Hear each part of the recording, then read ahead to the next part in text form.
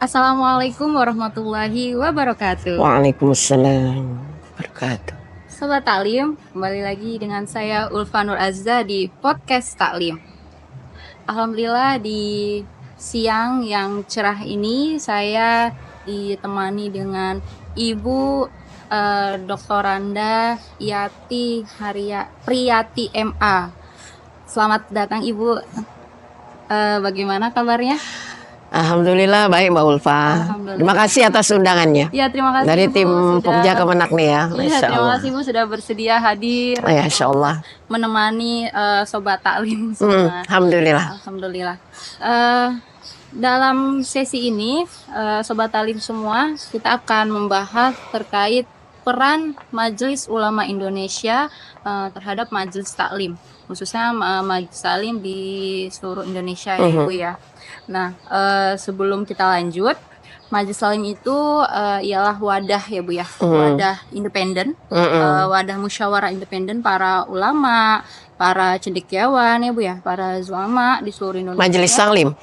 Majelis MUI ya. MUI ya, MUI, Majelis Ulama Indonesia, Iya. ya, yang disingkat MUI. Yang mana MUI ini berdiri sejak 26 Juli ya Bu, Iya, bulan Juli. 1975 di Betul, Jakarta. betul. Sudah lama sekali ya Bu ya.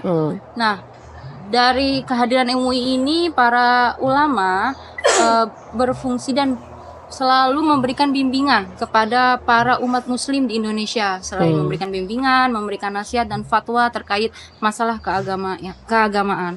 Oleh karena itu, untuk lebih lanjut, izinkan saya untuk ngobrol ya Bu ya, ngobrol santai di podcast ini. Iya.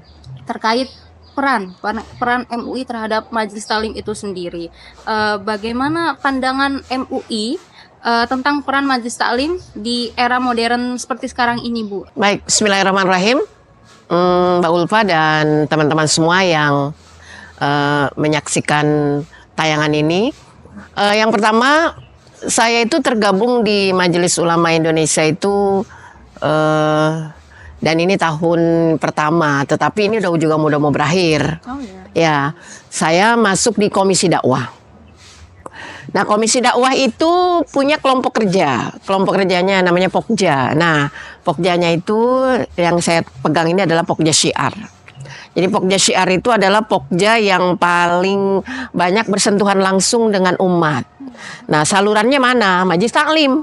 Nah, karena Pokja itu sering menyelenggarakan muhasabah menjelang Ramadan, temu tarhib ya, terus kemudian kita acara halal bihalal, peringatan Maulid, peringatan Isra wal Mi'raj. Dan itu kita selenggarakan tuh bersama dengan masyarakat. Kita bersinergi dengan masyarakat yang tergabung dalam Majelis Taklim. Nah, Majelis Ulama Indonesia itu kita memiliki satu apa yang kita katakan moto kita, yaitu himayatul ummah shadiqul hukumah. Ya, kita ini adalah pendamping pemerintah. Ya, artinya ada ulama, ada umaro. Nah, umaro ini pemimpin-pemimpin. Nah, di sini kan ada ulama, ya kan, jadi sejuk saling mengisi itu. Makanya ulama mengontrol. Nah, bagaimana pemimpin-pemimpin kita ini nanti memimpin bangsa dan negara, kan begitu. Kemudian himayatul ummah di sini adalah kita ini pelayan umat. Problematika umat itu sangat banyak dan kompleks, Mbak. Sampai saat ini ya, problem-problem yang terjadi di dalam lingkungan masyarakat itu membutuhkan jawaban agar umat tidak kocar-kacir, umat punya sandaran. Makanya adalah Komisi Fatwa. Ya, nah Komisi Fatwa inilah yang mengeluarkan fatwa-fatwa dan itu berdasarkan pemikiran, ijtihad para ulama-ulama kita di Majelis Ulama Indonesia. Nah, kemudian ketika ditanya bagaimana peran MUI terhadap Majelis Taklim, menurut saya ya justru itu, kita ini menghidupkan fatwa, mensosialisasikan fatwa-fatwa. Nah, ini siapa partnernya? Ya, iya, apa medianya? Ya Majelis Taklim. Nah, kalau dikatakan bahwa Majelis Taklim ini lembaga non formal ya, non formal. Yang ini yang luar biasa, Mbak. Kalau saya sih nyebutnya Universitas Ngablak ya. Iya, karena setiap ada pembelajaran pintunya ngablak. Betawi ya Bu? Iya, baik di masjid masih kebuka pintunya, apalagi di rumah gitu kan. Tapi mungkin Sobat Alim belum tahu nih ngablak itu. Iya, terbuka. Oh ya, universitas terbuka artinya dia tidak mengenal batasan usia, tidak mengenal status, tidak juga kenal apa ya namanya strata. Nah, semuanya masuk itu di Majelis Taklim. Maka ketika kita katakan bagaimana peran Majelis Taklim untuk kepentingan dan wadah umat, ini sangat luar biasa.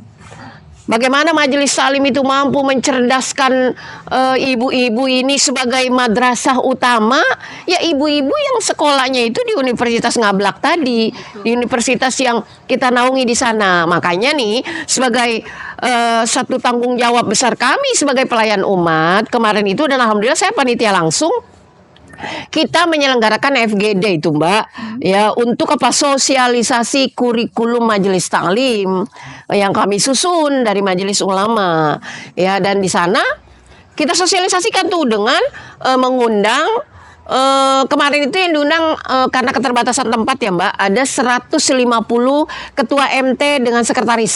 Jadi satu MT itu diwakili 2 orang. Luar biasa peminatnya, akhirnya kami sempat tolak karena keterbatasan tempat ya, dan kami ini pun udah banyak yang nanya lagi, Ustazah kapan nih kita yang belum bisa gitu. Ya saya sangat bagus. Oh, sangat luar biasa karena di sosialisasi kurikulum itu kita buat kurikulum ciri khas Majelis Ulama yang dimana setiap penyampaian materi oleh ketua-ketua Majelis Taklim, terutama narasumber Majelis Taklim itu wajib merujuk ya, tentu utamanya Al-Quran, Sunnah, dan para pendapat para ulama kita, mazhab-mazhab kan gitu ya.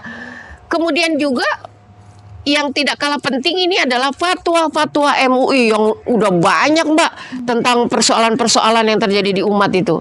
Nah, salah satunya apa, tentang pinjol.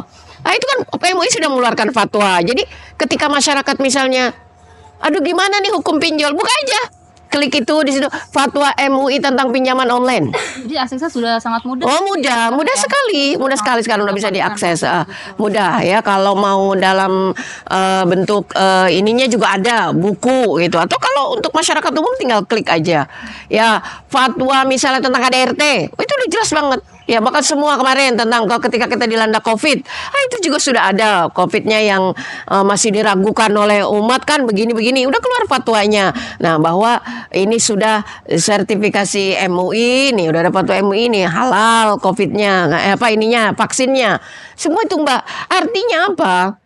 Nah, Majelis Taklim ini sebagai wadah kita yang pertama menyampaikan informasi, yang kedua masyarakat atau segenap warga-warga majelis itu kan mesti mereka itu ketika punya kebimbangan, keraguan ya tentang hal perkara yang terjadi di umat, terus juga tentang hukum-hukum, silakan aja diakses itu ya, website MUI. Kita juga di sana udah banyak macam-macam. Tadi info Ibu website MUI-nya www apa gitu. Iya, Majelis Ulama Indonesia. Majelis Ulama. Iya. Ya, dan yang berikutnya lagi nih, saya perlu informasikan juga bahwa sebagai bukti bahwa kami ini melayani kepentingan masyarakat umat terkait urusan agama. Nah, ini Mbak, ini kami tiap bulan ya mengadakan standarisasi para ustadz dan ustazah yang peminatnya pun harus dibatasi tiap angkatan, karena yang pertama kami menyesuaikan kenyamanan tempat. Kemudian yang kedua juga segala unsur administrasinya ya harus kita ini selaraskan dengan SDM yang ada kita pada setiap harinya, setiap bulannya kan kita bertugasnya gantian. Karena juga orang lapangan juga kan punya kesibukan lain. Nah, ini kemarin ini terakhir udah wisuda akbar angkatan yang ke-35.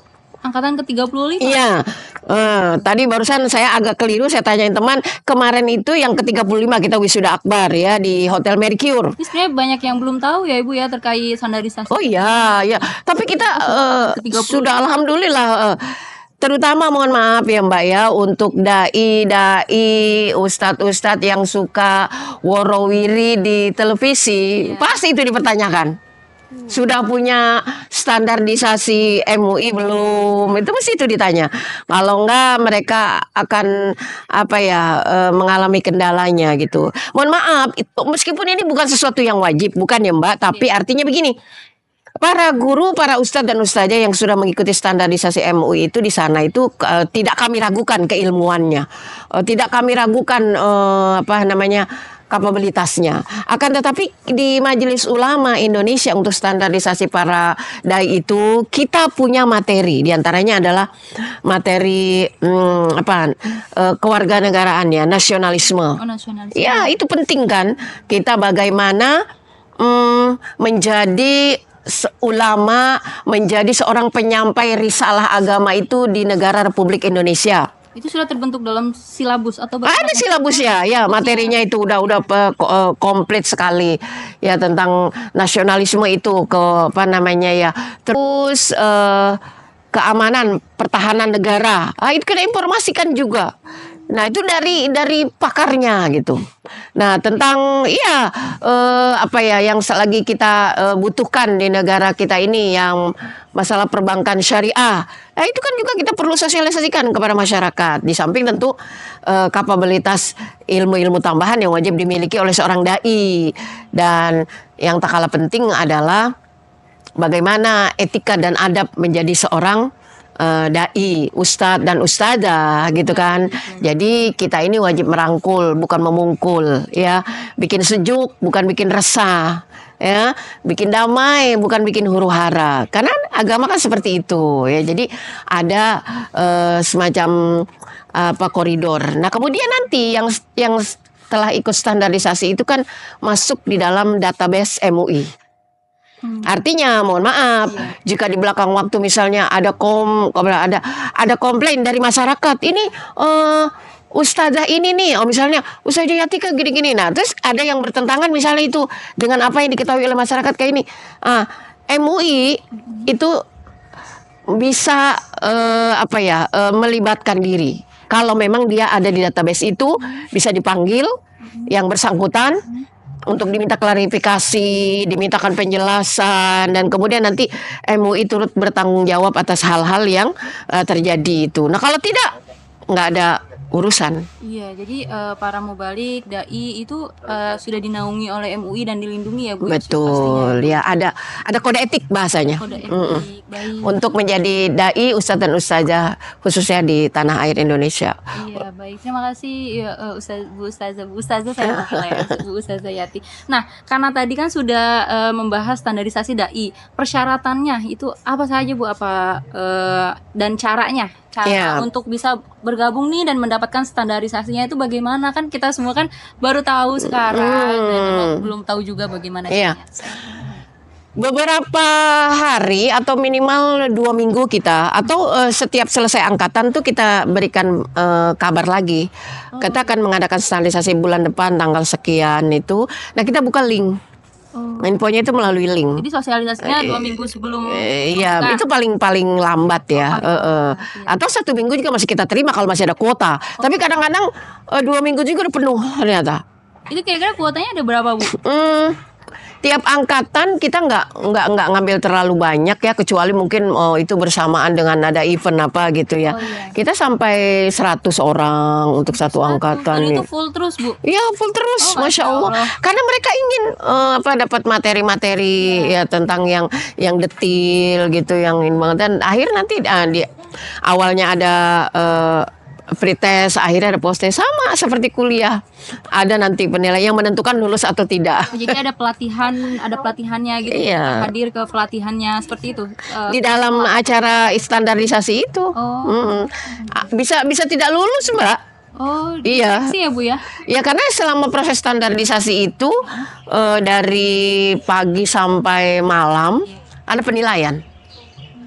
Iya, ada penilaian. Itu kelasnya dari pagi sampai malam Bu acaranya? Iya, sampai malam kita 1 hari.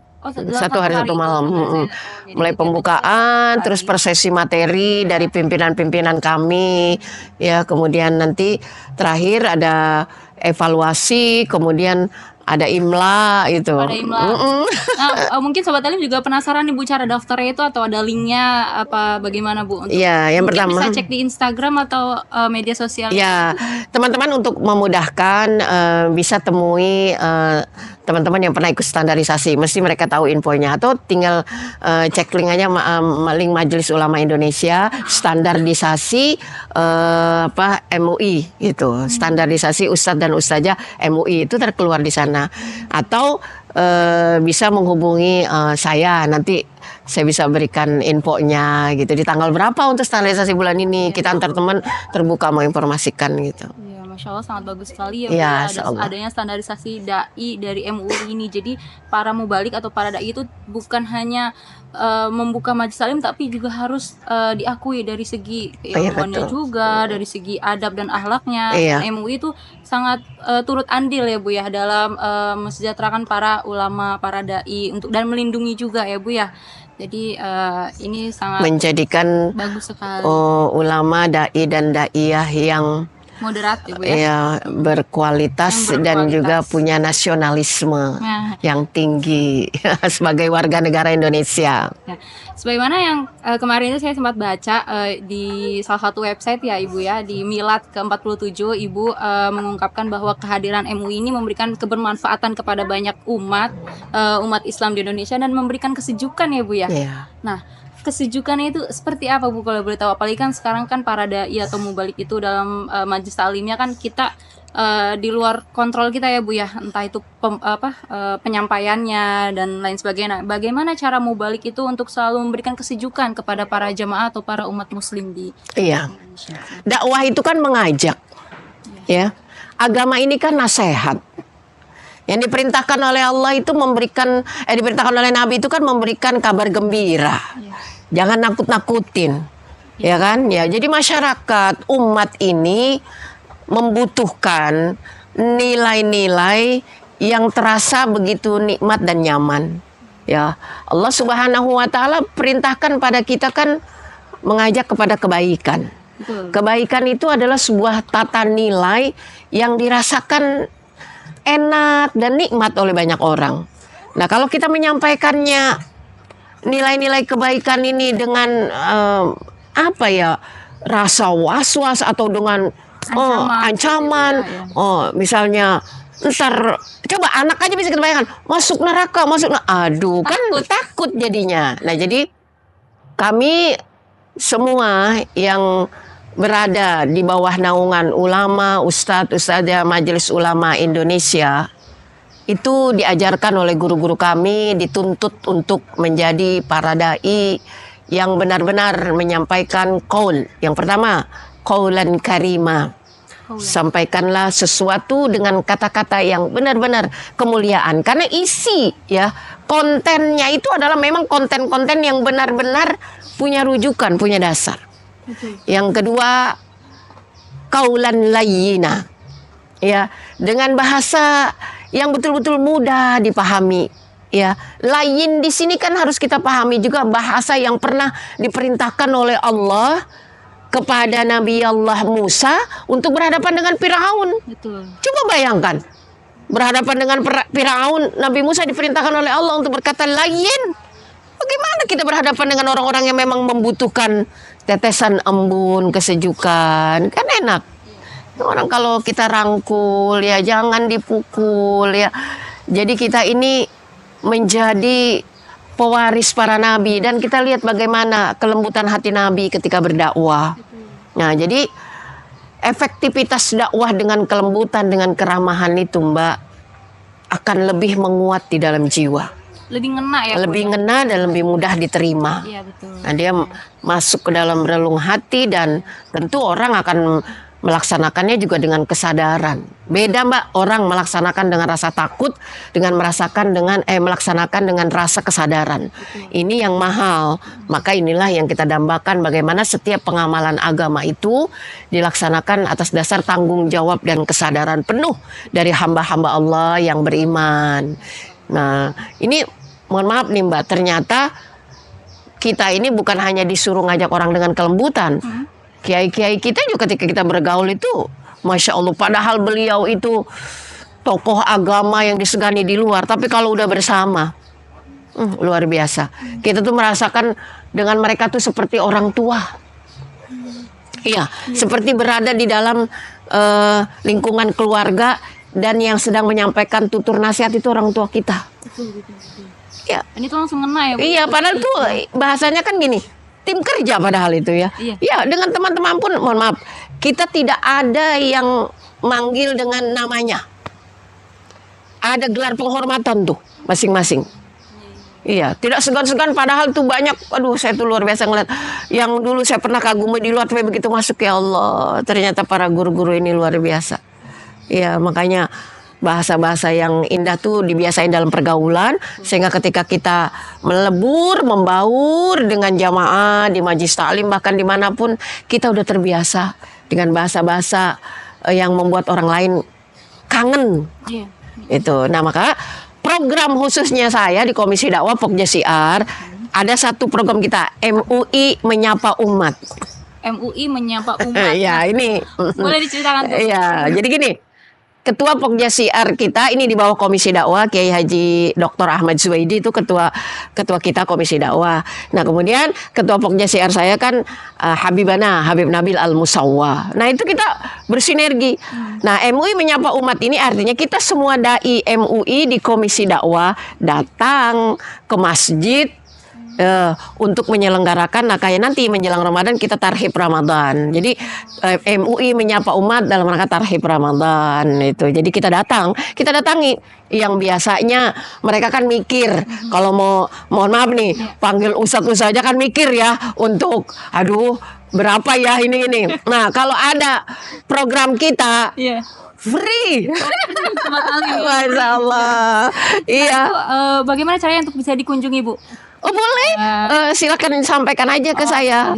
Nanti saya sampaikan ke pimpinan. Nanti kita musyawarah bareng nih. Masjid atau majelis taklim ini pengen didatangi kita, MUI Menyapa Umat. Oh ya, iya, hanya menyiapkan jamaah, Iya. tempat, ya konsumsi untuk jamaah dan tamu-tamu kami. Udah itu aja, Mbak. Dan itu penceramahnya bukan satu. Dari MUI kita udah siapkan itu. Berapa, Bu, penceramahnya? Ya, secukupnya waktu. Kita bergantian, Masya Allah. Sudah berapa lama, Bu, Ustazah MUI Menyapa Umat. terkait, ya? MUI Menyapa Umat ini mohon maaf ya, seingat saya itu kita tuh udah jalan dari 3 tahun yang kemarin. Terakhir kita di UIN Syarif Hidayatullah dengan ya Bapak Dokter siapa ketua DKM-nya UIN Masjid Fatullah. Iya, Masjid Fatullah. Malam itu, Mbak. Iya, malam acaranya. Ramadan? Enggak, menjelang Ramadan. Oh, menjelang. Yang kemarin, tahun kemarin. Jadi di sana penceramahnya saya dengan Habib Nabil Al Musawwa, yang kedua saya. Kan memang tidak semua, kita bergantian. Nanti di momen yang lain ini 2 lagi kita ambil. Jadi, tapi kita ada semua di sana. Oh, hadir semua. Hadir semua. Jadi. Iya, bayangan, Mbak. Guru-guru kita tuh mendengarkan saya ceramah. Masya Allah. Jadi hampir terasa tuh kalau saya ditugaskan harus nyampaikan ke jamaah, tapi di sisi lain ada guru-guru kita dari majelis ulama mendengarkan. Ini luar biasa. Masya Allah. Disinilah kita belajar ya tentang adab dan ilmu. Masya Allah. Sobat Alim, ternyata setelah kita ngobrol panjang ini banyak sekali ya, Ibu, ya program-program yang itu sangat luar biasa sekali. Jadi apabila Sobat Alim punya majelis taklim atau ada masjid yang ingin dikunjungi, silakan bisa menghubungi Ibu Ustazah. Baik. Ada ini medsos saya juga, tanyakan saja di sana. Ya, ada teman-teman juga. Pokoknya klik aja link Majelis Ulama Indonesia, nanti di sana banyak. Atau mau lebih spesifikasi lagi, komisinya apa gitu nanti. Ya, kami di Komisi Dakwah.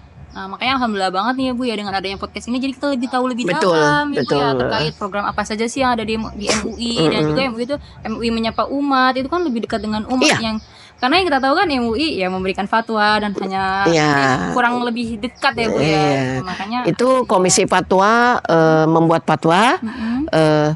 jadi ada komisinya masing-masing. Ada komisi dakwah ya mensosialisasikan fatwa-fatwa MUI di dalam ceramah-ceramah kita, di dalam tablik-tablik kita. Ini fatwa MUI ini begini. Jadi umat punya sandaran, punya dasar gitu ya. Termasuk kurikulum yang kemarin kita buat, Pokja MT di Kemenak juga pun melibatkan saya kan di sana.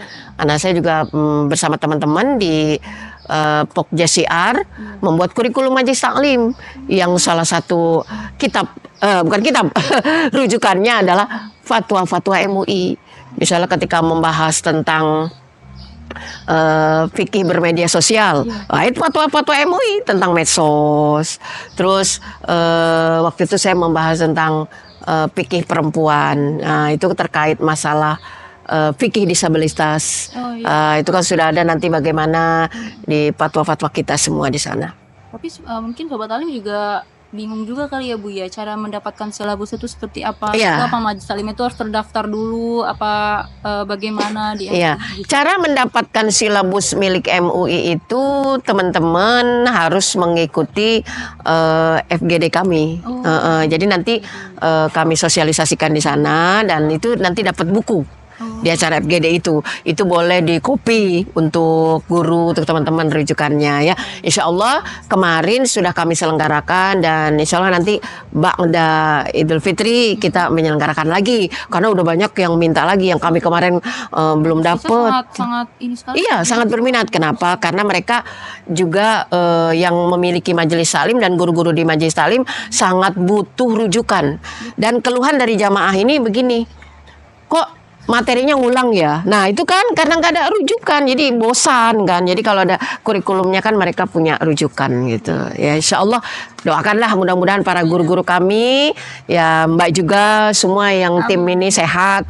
Nanti bisa kinerja terus kita bersama-sama. Ya, Dan bisa menghadirkan teman-teman dari majelis ulama dari komisi lain untuk lebih kenal dengan MUI dan sinerginya dengan majelis taklim ya. Yang dalam Pokja sini. Baik, terima kasih Ibu atas penjelasannya. Mungkin saya juga ingin bertanya, ada berapa majelis taklim sih Bu yang tergabung di Majelis Ulama Indonesia di MUI? Kita tidak merekrut, tapi semua elemen ya kita ini pengurus yang ada di MUI ini adalah orang-orang yang hari-harinya bergelut dengan majelis taklim. Ya, jadi kalau misalnya saya dikatakan Ustaz Jayati ini kita mau ada gini, itu paling gampang ngerekrut jamaah karena kan iya terus lagi belum guru-guru yang lain kan. Wah, jadi kalau kita katakan ada berapa, wah itu banyaknya. Nah, kita bisa melihat dari antusiasme yang FGD kemarin. Itu artinya bahwa akan banyak lagi tumbuh di tanah air ini majelis taklim yang akan menyuburkan pemikiran-pemikiran kita tentang pemberdayaan para orang tua, perempuan, semua bapak-bapak dan ibu-ibu untuk mengenal agama, memahami Islam, tafaqahu fiddin, itu lebih banyak lagi. Nah, mungkin itu juga bisa didapat dari para mubalik yang ingin ikut standarisasi ya, Bu, betul. Ya. Mungkin untuk outputnya sendiri Bu, setelah mengikuti standarisasi dai, output yang akan didapat dari para dai atau daiyah atau mubalik itu apa saja gitu? Selain mungkin dapat standarisasi sertifikat mungkin atau apa saja? Ya, yang pertama tentu saja sudah terdaftar ya di dalam kelompok majelis taklim yang dibina oleh Majelis Ulama Indonesia. Kemudian yang kedua menjadikan majelis taklimnya itu lebih terstruktur Mbak. Lah iya, jadikan dari struktur kepengurusannya, yang kedua dari materi pembelajarannya. Ya akhirnya kan memunculkan minat jamaahnya juga kan lebih baik ya, lebih banyak. Jadi majelis taklim itu bukan hanya sekedar peninggalan turun temurun yang ngajinya ini lagi. Bukan hanya universitas ngablak aja, ngaji ngumpul, mam nih, habis ngumpul tahlil, habis itu udah bubar. Enggak gitu. Mesti banyak tantangan yang harus kita pecahkan di situ. Ketika anak misalnya nanya problem di luar, ibunya bisa jawab karena update kurikulumnya. Dan pastinya dinaungi oleh MUI itu. Iya, insya Allah ya. Baik Ibu, untuk fatwa MUI itu sendiri, seberapa pentingnya Bu fatwa MUI untuk dijadikan bahan kajian di majelis taklim? Nah, dan bagaimana sih Bu cara menyampaikannya itu agar lebih mudah dipahami oleh para jamaah? Yeah.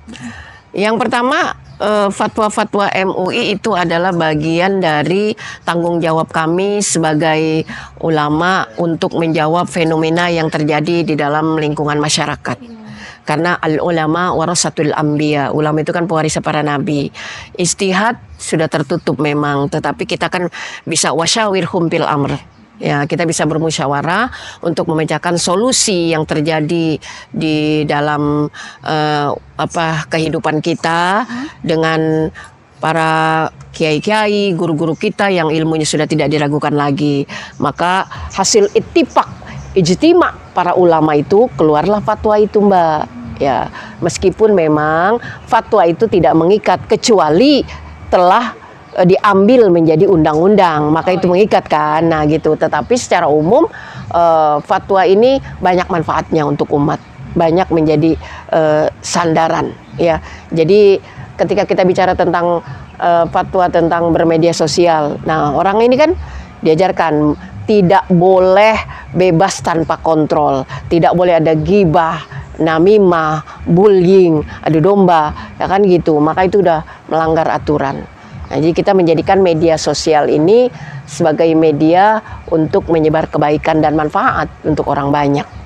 Pastinya penyampaian kepada jamaah itu yang tadi Ibu sampaikan ya Bu ya, qaulan karim. Ya, di sini kita sampaikan, kita sosialisasikan itu melalui mengisi kajian-kajian itu kita selipkan itu. Terus kita paparkan menurut pemahaman jangkauan pemikiran mereka tentunya. Kan setiap level majelis itu berbeda-beda jangkauan pemahaman. Baik, lalu bagaimana Bu pandangan MUI itu sendiri terhadap perkembangan di konteks modern seperti ini ya Bu ya, Majelis Taklim dan apa saja Bu pesan MUI untuk para pengelola Majelis Taklim? Yeah. Nah, agar tetap relevan nih Bu, apalagi kan sekarang kan media sosial semakin terus berkembang ya Bu ya. Iya, kami sangat-sangat responsif. Karena kan kami ada grup ya. Ketika ada fenomena yang terjadi di umat itu kita langsung diskusi. Paling cepat itu di grup dulu kita perbincangkan. Nah setelah itu ya, Bu, ya? Iya di up. Jika memang membutuhkan kita pertemuan khusus, kita ketemu untuk membahas itu. Sehingga apa nanti ketika kita terjun ke umat masyarakat, ketika masyarakat bertanya, kita udah sepakat punya jawaban. Jadi kita udah punya sandaran ya dari pendapat-pendapat bersama guru-guru kita di sana. Nah, kemudian fenomena umat ini juga kan adalah tanggung jawab kita, ya sebagai ulama ya yang bertugas tetap membawa keselamatan umat ini menuju kepada keridhaan Allah, mengikuti kepada apa yang diajarkan oleh Rasul Shallallahu Alaihi Wasallam. Nah, tentu kita harus tetap update dong. Iya, nggak boleh sibuk aja kan dengan urusan sendiri. Nah, apa fenomena yang terjadi itu ya, terus kita buru-buru nih antar teman, lihat ini kejadian ini. Nah, kemudian kita sama-sama menelusuri. Itu apalagi kan sekarang media sosial tuh tersebarnya dengan cepat ya Bu ya. Iya. Jadi itu bagaimana Bu ya solusinya? Kira-kira maksudnya apa dari MUI sendiri tuh langsung meng-up dan mengklarifikasi langsung lewat media sosial itu seperti itu kalau iya. Sedapat mungkin kalau kita memang sudah memiliki kapabilitas untuk itu ya itu bisa seperti yang disampaikan oleh pimpinan kami tuh ketika misalnya ditanya atau diundang ke televisi gitu ya untuk menyampaikan ya. Kadang-kadang saya pun begitu ketika ada fenomena yang lagi hangat nih di masyarakat, tiba-tiba orang TV itu telepon, Ustazah jam segini ya datang kita bahas tentang, mohon maaf kemarin tuh yang tiba-tiba pernikahannya harus diperbaharui. Nah itu mereka kan bingung, apa itu memperbaharui nikah? Nah itu kan awam masyarakat. Nah terus kemudian itu nih udah 2 kali, kemudian kemarin itu yang sebelumnya aktual tentang khadam. Nah, itu ini kami diminta bagaimana sudut pandang Majelis Ulama tentang khadam. Kan ramai itu kemarin tentang khadam ya, Bu? Oh iya, khadam. Lu ini punya khadam nih. Nah, itu saya diundang tuh.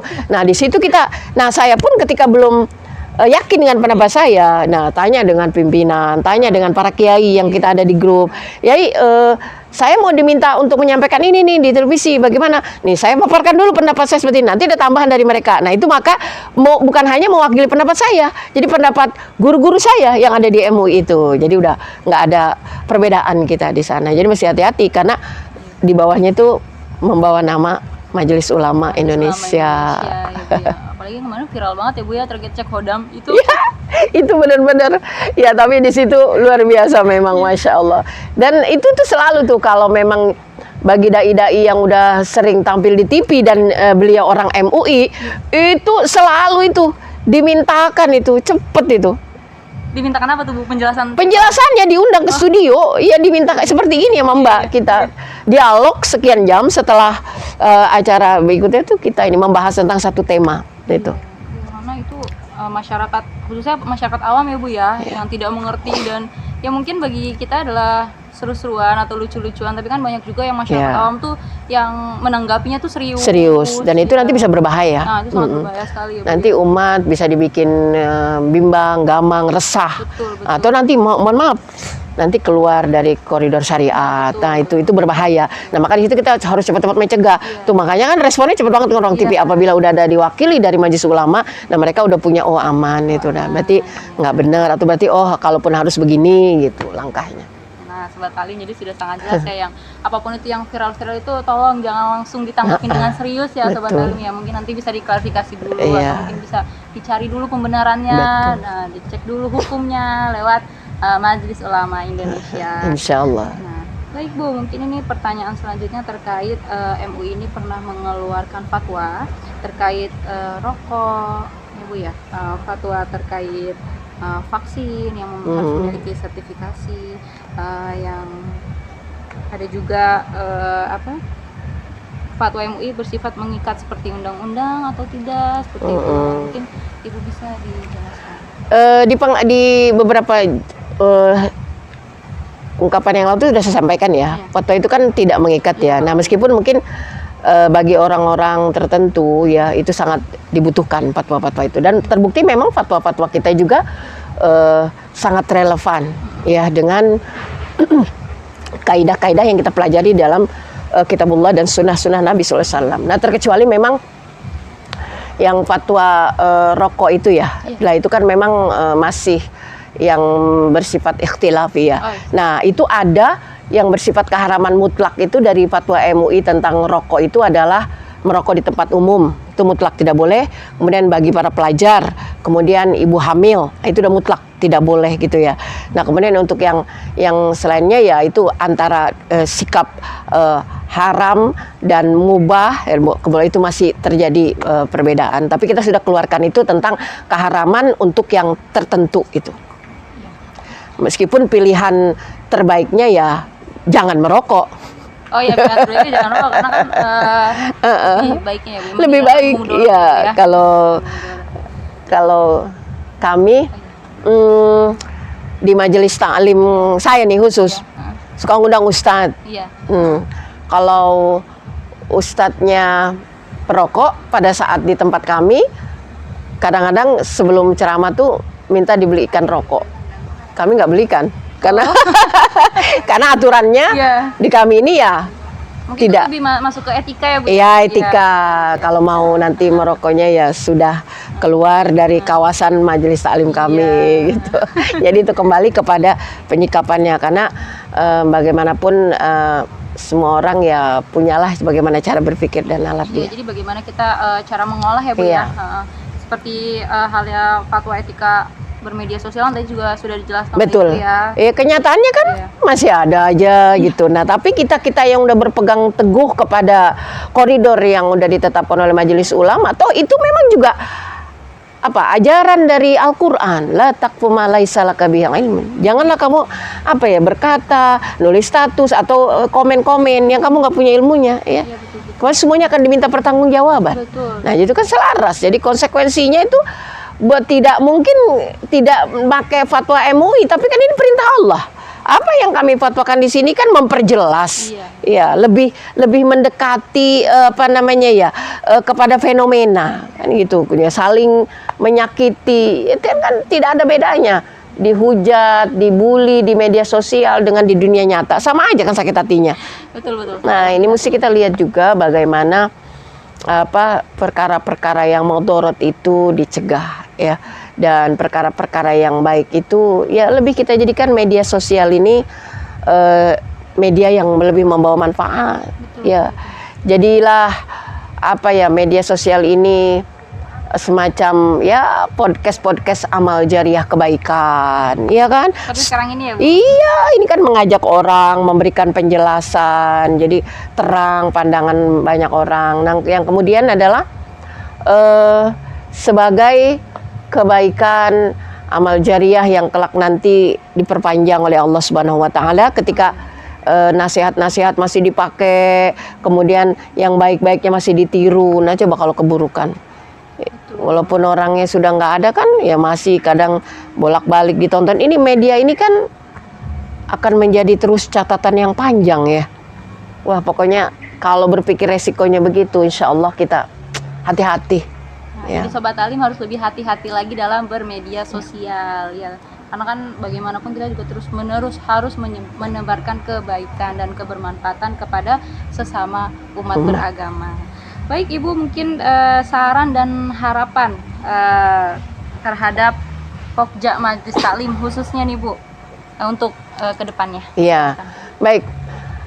Saya ini sangat bahagia sekali ketika perhatian pemerintah dalam hal ini kemitraan Kementerian Agama Republik Indonesia untuk memberdayakan Majelis Taklim, karena saya juga alhamdulillah dilibatkan ya, diambil dari kepengurusan di Majelis Ulama dan bergabung dengan teman-teman di Pokja Kemitraan Kementerian Agama. Nah, artinya apa? Kita akan memberdayakan Majelis Taklim itu sebagai wadah yang luar biasa bagi pemberdayaan umat. Bahkan nantinya ke depannya insya Allah kita ini sukses dengan kelompok kerja Majelis Taklim ini. Kita bukan hanya membangun kualitas keilmuan umat, tetapi juga perekonomian umat. Ya, karena ini luar biasa. Bayangkan berapa kali ibu-ibu Majelis Taklim itu bikin seragam dalam setahun. Iya kan? Waduh, ini ibu-ibu itu manajemen perekonomian akan luar biasa, Mbak. Iya. Waduh. Dan paling semangatnya biasanya dalam Itu yang namanya jalan-jalan ya. Oh, ini tapi mereka itu orang-orang yang bisa ngatur keuangan. Ibu-ibu ini rumah tangga cukup, tapi kegiatan di pengajian jalan. Makanya kemarin dari pimpinan Pokja juga sangat antusias sekali ketika kita ya bekerja sama dengan pihak-pihak terkait untuk pemberdayaan perekonomian umat yang berbasiskan syariah ya, dan kita akan bekerja sama dengan pihak-pihak terkait untuk itu, Mbak. Maka kedepannya kita akan melihat bagaimana Majelis Taklim ini menjadi sumber kekuatan bagi umat, kekuatan spiritual dan juga kekuatan perekonomian. Insya Allah. Jadi terus kita semua bergerak bersama dan satu tim untuk memberdayakan Majelis Taklim ini sebagai wadah yang sangat luar biasa di tanah air kita Indonesia. Amin, insya Allah. Semoga kita semua selalu kompak ya, Bu ya, insya Allah. Untuk terus memberikan manfaat dan menjadi wadah untuk para masyarakat luas khususnya. Insya Allah. Baik Sobat Taklim, yang mungkin tadi perbincangan hangat kita ya Bu ya, perbincangan santai kita yang ada banyak sekali fenomena-fenomena yang telah beredar sekarang ini, realitanya seperti cek hodam dan lain sebagainya. Itu sangat harus digarisbawahi bahwa Sobat Taklim juga sebelum menangkap sebuah berita harus dulu dicek kebenarannya ya Bu ya. Tabayun dulu.